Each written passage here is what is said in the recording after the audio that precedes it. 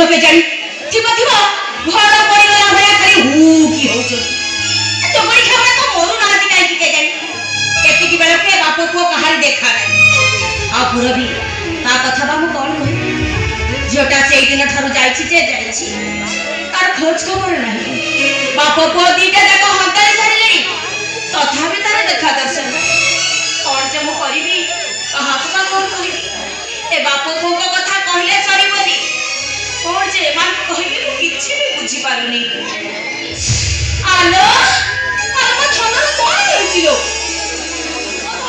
ମୁଁ ଅସୁବିଧା ଠିଆ ହେଇଛି କଣ ହେଇଛି ଲୋ ମୋ ଧନର କଣ ହେଇଛି ଲୋ ଆରେ କଣ ନାଇଁ ମାନେ ମୁଁ ହଉଛି କିଲୋ କଣ ହେଇଛି ମତେ କହୁନୁ କଣ ହେଇଛି ମୁଁ ଗୋଟେ ପରିସ୍ଥିତିରେ ପଡ଼ି ବାହା ହେଇ ପଡ଼ିଛି ବାହା ହେଇ ପଡ଼ିଛୁ ପରିସ୍ଥିତି ଏମିତି ହେଲା ଯେ ମୁଁ ତମମାନଙ୍କୁ କାହାକୁ ଜଣେଇ ପାରିଲିନି ମୁଁ ଜାଣିଛି ତମେ ରାଜିବ ହେଲେ ରାଗିବୁ କାହିଁକି ଆଜିକାଲି ଦୁନିଆରେ ଏତେ ସବୁ ହଉଛି କାଲି ବାହା ହେଇଥାନ୍ତୁ ନହେଲେ ଆଜି ବାହା ହେଇ ପଡ଼ିବି ଆରେ ଟୋକା ଏକା ଏକା ଘର ଭିତରକୁ ଚାଲି ଆସିବି ମୋ ନାତୁଣୀ ବାବୁ କଣ ଛାଡ଼ି ଦେଇ ଆସିଛୁ କଣ ଛାଡ଼ି ଦେଇ ଆସିଛୁ ତାକୁ ସାଙ୍ଗରେ ଆଣିଲୁନି ଏଇ ଘରକୁ ନେଇ ଆସିଛୁ ତାକୁ ଛାଡ଼ି ଦେଇ କାହିଁକି ଆସିଲୁ କୋଉଠି ଅଛି ଯେ କାହିଁ ଛାଡ଼ି ଦେଇ ଆସିଲୁ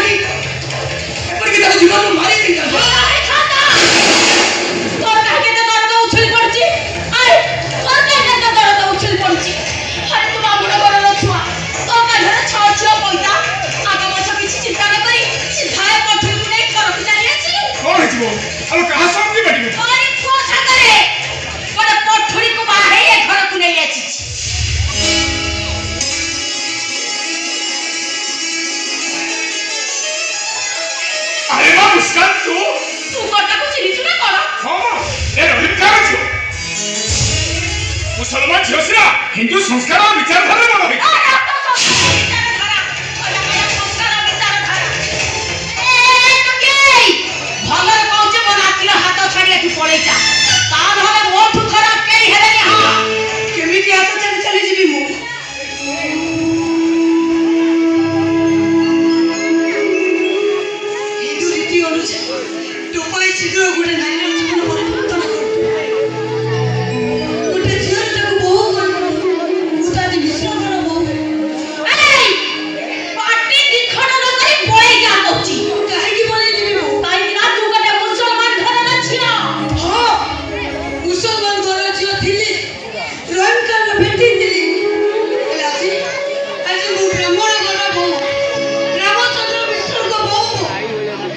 जीवन जो नेम लगी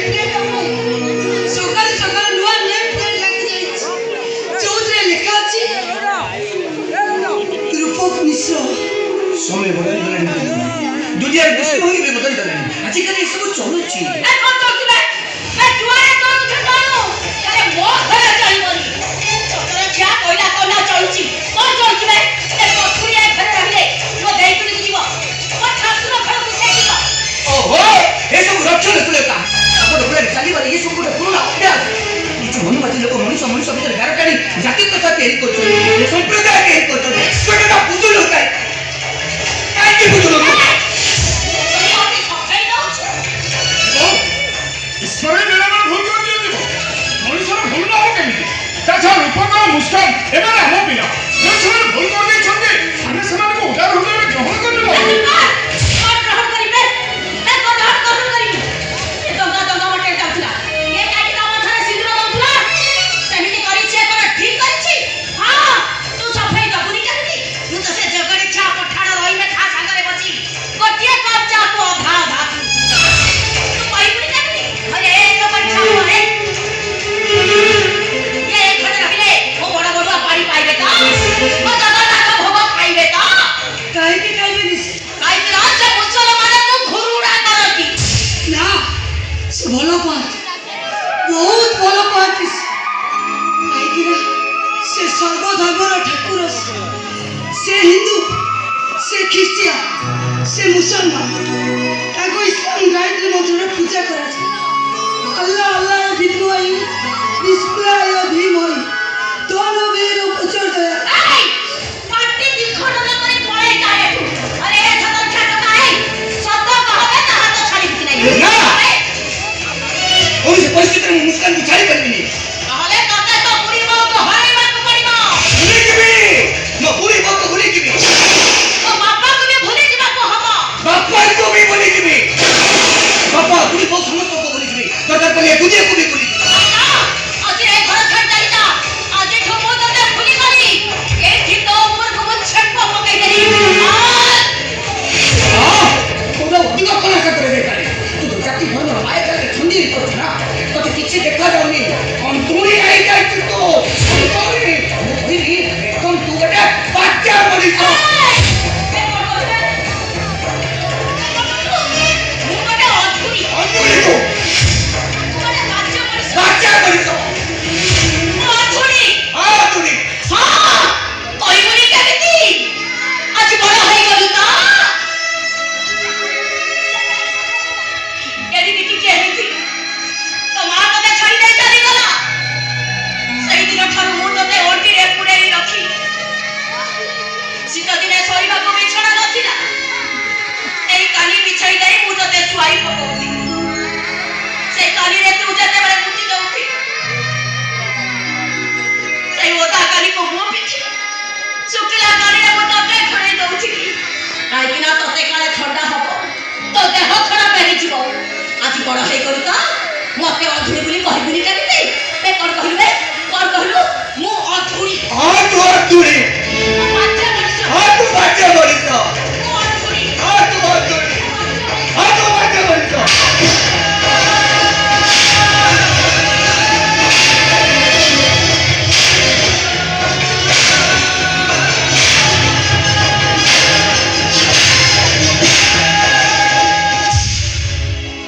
ପ୍ରୀତି ଯାଇଥିଲା ପୁରବି ଗଲା ଆଜି ତୁ ଛତରେ ଚା ତୁ ବି କାତରେ ପଶିଲୁ ଗଲା ରେ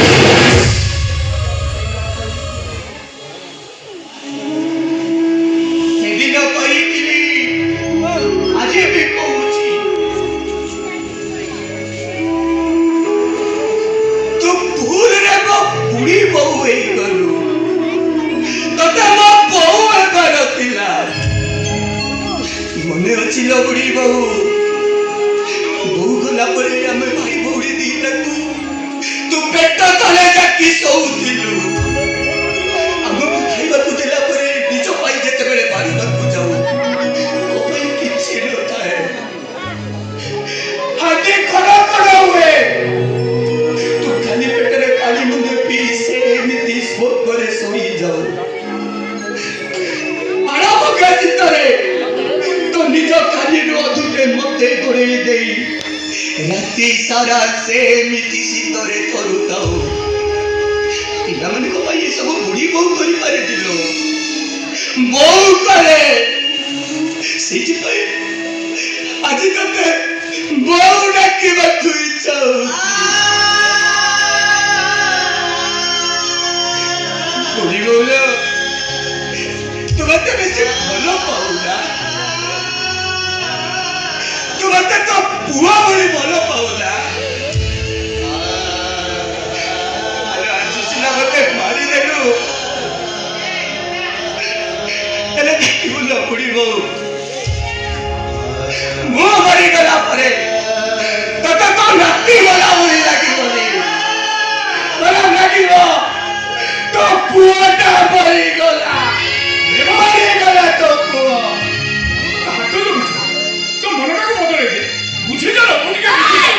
कौन बुझबे मैं कौन बुझे अरे तो क्या कोई मोर ठान जन्म नहीं तो मते बुझेबा कथा कहू आबे कहबे तो के दरकार तो पुओ ना तो मां कहबे तू का पकड़ तो पुओ पकड़े ना तो मां पकड़े देखे मो कथा उत्तर दे तो ऊपर मत दरकार है आज रे एके परे कि वो सुती है पड़ी ए बुढ़ी बहू तब राती बच्ची जोती बच्ची धाम धाम सुती है जोता सुती है एबे नाचे सुती है ভুল କରିବାକୁ ଯାଉଛୁ। ତ ଖାଲିର କାମ ବାଟରେ ଯାହାକୁ ତ ମନେ କରିଛ, ତା ପାଇଁ କି ଅନ୍ୟାୟ କରିବାକୁ ତ ସେନେ ଛୋଟ ମାନେ ଭୁଲ ଭୁଲି ହେଇଯିବା ବଡ଼ ହୋଇଛି, ତା ପାଇଁ ତୁ ପାପ କରିବାକୁ ଯାଉଛୁ। କେବେ ରାଜି ହେବିନି, ମୁଁ ତୋ କଥାରେ କେବେ ରାଜି ହେବିନି। তাহলে তো বউরা তো মলা মুহ দেখিব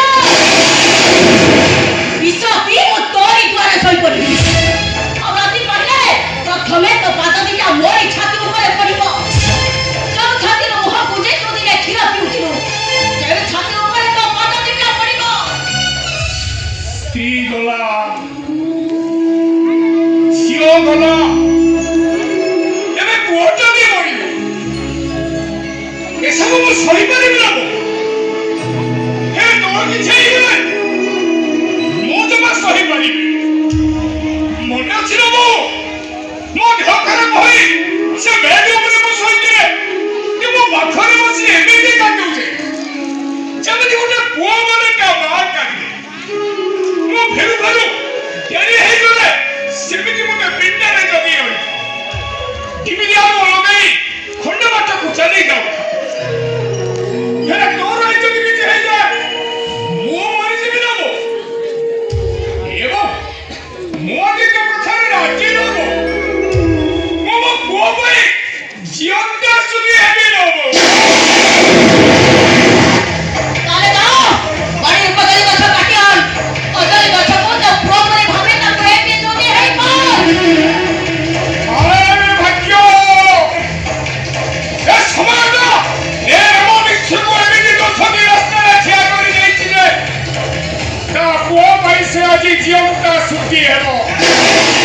ଏ ସମାଜର ବାପାମାନେ, ଆରେ ଦୌଡ଼ି ଆସ, ଆରେ ଦେଖିବ ଆସ, ଏ ନରମୃଗ ନାମ ମିଶ୍ର ତା ପୁଅ ପାଇଁ ଜିଅନ୍ତା ସୁଧି ହେବାକୁ ସିଏ ଆଜି କଦଳୀ ଗଛ କାଟିବ।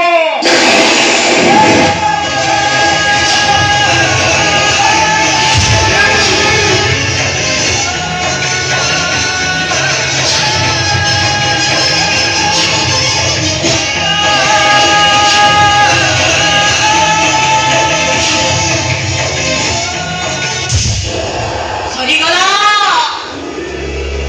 ଆଜିଠୁ ସବୁ ସମ୍ପର୍କ ତୁଟି ଗଲା ଗୋଟେ ମଲା ମଣିଷ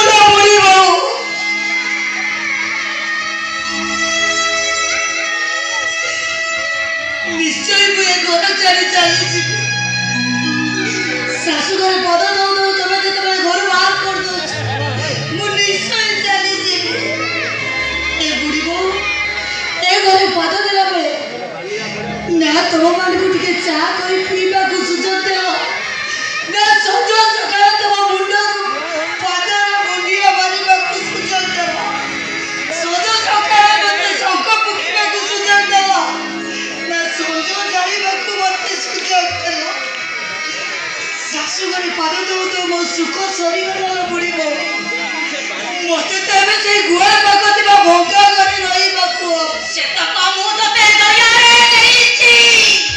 କୁଆଡ଼େ ଯାଇଛୁ? ଅବେ ବାହାରି ଯାବେ। ସେଥିରେ ମୁଁ ବହୁତ ଖୁସି। କାହିଁକି ଜାଣିଛ ବୁଢ଼ୀ ବୋଉ, ଗୋଟେ ନାରୀର ଘର ନଥାଏ। ଗୋଟେ ଝିଅ ଜନ୍ମ ହେଇସାରିଲା ପରେ ତା ବାପ ଘରେ ରହେ, ଆଉ ବାହା ହେଇସାରିଲା ପରେ ତା ଶାଶୁ ଘରେ ରହେ, ଆଉ ବୁଢ଼ୀ ହେଇଗଲା ପରେ ତା ଛୁଆ ପିଲାଙ୍କ ପାଖରେ ରହେ। ଜୀବନ ସାରା ଇହା ତା ଘର ହଉଥିବା ଗୋଟେ ନାରୀକୁ ଭଙ୍ଗା ଘର ଦେଇଛି। ସେଥିରେ ମୁଁ ବହୁତ ଖୁସି। ଏ ବୁଢ଼ୀ ବୋଉ, ଏ ଘରୁ ଗଲାବେଳେ ତତେ ମାଗିବାର ସୁଯୋଗ ମିଳିବ କି ନାହିଁ ସେ କଥା ଜାଣିନି, ହେଲେ ଏ ଘରୁ ଗଲାବେଳେ ମୁଁ ଗୋଟେ ଜିନିଷ ମାଗିବି ମତେ ଦବ? ଜଗନ୍ନାଥଙ୍କ ଗୀତା ଭାଗବତ କଲେ ମତେ ଦିଅନ୍ତନି। ଜଗନ୍ନାଥ ଦାସଙ୍କ ସେ ଭାଗବତ ନେଲେ ଆଣୁଛି ତୋ ପାଇଁ ମୁଁ ସେ ଭାଗବତ ପଢ଼େ। କଣ ହେଲା? ଏତେ ସବୁ ଘଟଣା ଘଟିଗଲା ପରେ ତୁ ଗୀତା ଭାଗବତ ଦବୁ? ହଉ ବେ, ଦେଖିବି ତୁ କେମିତି ଦବୁ।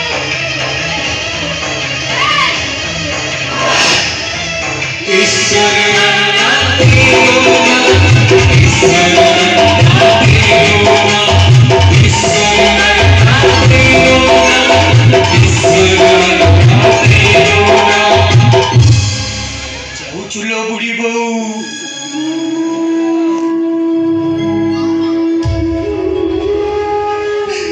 ଆମେ ମାନେ ମୁସଲମାନ, ତମେ ମାନେ ସବୁ ହିନ୍ଦୁ। ଆମେ ମାନେ ଅଛୁଆଁ ମଣିଷ, ଆଉ ତମେ ମାନେ ସବୁ ଛୁଆଁ ମଣିଷ। ବୁଢ଼ୀ ବୋଉଲ, ଆଲୋ ଆଜି ସିନା ତୁ ମତେ ମିଚି ମିଚିକା ମାରିଦେଲୁ, ହେଲେ ସତ କହୁଥିଲ ବୁଢ଼ୀ ବୋଉ, ତମ ଘରକୁ ଦୂରେଇ ଯାଇ ମୁଁ ସତକୁ ସତ ମରିଯିବି।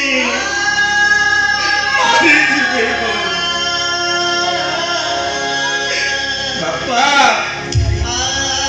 ମୁଁ ମରିଗଲା ପରେ ଦୂରରେ ଥାଇ ମୋ ଶବକୁ ଟିକେ ଦେଖିଦବ। ବୁଢ଼ୀ ବୋଉଲ, ତୋର ବି ଗୋଟେ କାମ ଅଛି ନା? ମୁଁ ମରିଗଲା ପରେ ତୁ ଟିକେ ଗୋବର ପାଣି ଛିଞ୍ଚି ଦବୁ। କାହିଁକି ନା ମୁଁ ମରିଗଲା ପରେ ରାମ ରାମ ସତ୍ୟ ଏ ଶୁଣିବନି କି ମୁସଲମାନ ରୀତିନୀତି ଦରକାର ପଡ଼ିବନି। ମୋ ସବୁଟା ଉଠିଲା ବେଳେ ଖାଲି ଏତିକି ଶୁଣିବ, ଈଶ୍ୱର ଆଲ୍ଲାହ ତେରୋ ନାମ।